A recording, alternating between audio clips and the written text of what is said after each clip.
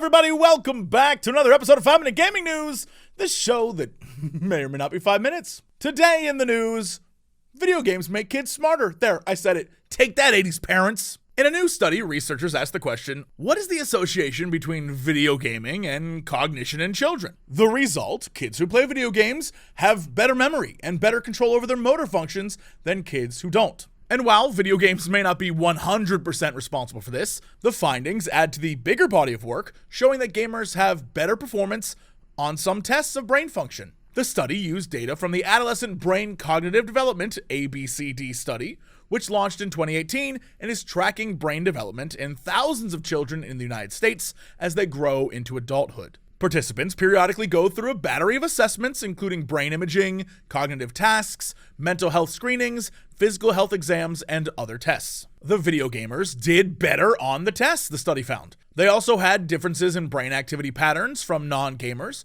They had more activity in brain regions involved with attention and memory when they were performing the tests. Notably, there were differences between the two groups on measures of mental health, more evidence rebutting widespread concerns that video games are bad for emotional well-being. So now scientists and researchers can move on to the next phase, which is to figure out why.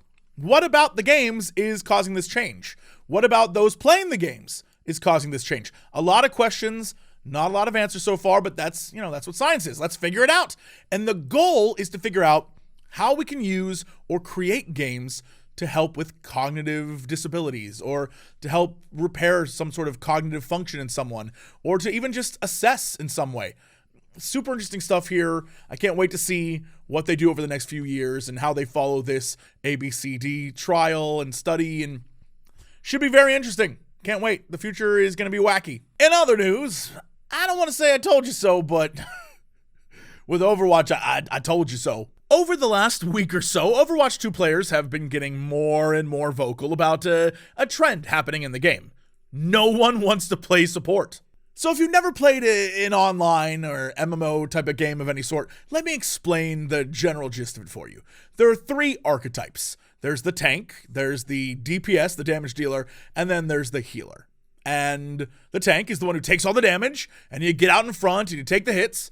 The damage dealer is the one who does damage to the other team, and then the healer is the one everyone blames everything on when it goes to shit. Well, Overwatch 2's new design philosophy makes this trinity all the more volatile, as explained by Kotaku.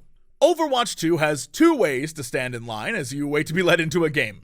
Open queue, which lets you maintain a loose team competition, like one that has 2 DPS and 3 tanks. And defined role queue, which brand new players need to unlock by completing 5 open queue games. It seems open queue players are finding themselves stuck in messy matches with no support, and disgruntled role queue players, particularly those playing DPS or tank, are sitting through long queue times waiting for healers to float down on a ray of sunshine. And support players, meanwhile, aren't having all that much fun, it seems.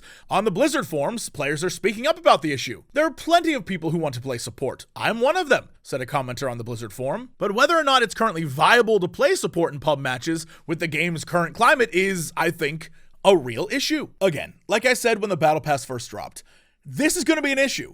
A whole other issue on top of the normal issues in online gaming. Not only do you have the barely anyone wants to be the healer because, it's the job everyone shits on, but also you now have this battle pass system where people are actively trying to do the pass rather than play the game as a team game. And that's what it is. It's a team game. But everyone's so focused on battle pass stuff that the team nature is kind of like, well, I'm here to get mine. And that's not going to work in a game like this. And we're already seeing problems and troubles, and I'm sure they'll fix it in some way that will appease everyone, but again, this is just another problem with changing up systems in games that already exist, and oof. Anyway, let's move to something a bit nicer. It's Monday, so it's time for releases. Tomorrow, on the 25th, Xbox finally gets its wah on thanks to the release of Warhammer 40k Shooters, Blood and Teeth. The green tide comes for all, and so it's time to bash, smash, and shoot your way through the worlds of man with your orc brothers. It's about time we got a ridiculous over-the-top game in 40k where you kill the humans instead of just a bunch of space marines owning everything. Sign me up. And then on Friday, the game that somehow has insane controversy around it, and yet the controversy has nothing to do with a sexy witch whose clothes are made out of hair, murdering angels, and flirting directly to camera on a Switch. That's right, Bayonetta 3 is coming, and I cannot wait. I expect it to be exactly as crazy as the other two, and, a little crazier. And then, of course, on the same day, Resident Evil Village DLC drops, the big one being Shadows of Rose, the new story mode, following the daughter of Ethan Winters 16 years after the events of Village. Due to, I'm sure, obvious Resident Evil machinations, Rose returns to the titular village, but of course, it's a little bit different this time, and it's enough of an experience to make it an entirely new challenge. I'm sure one that you will see SGS play.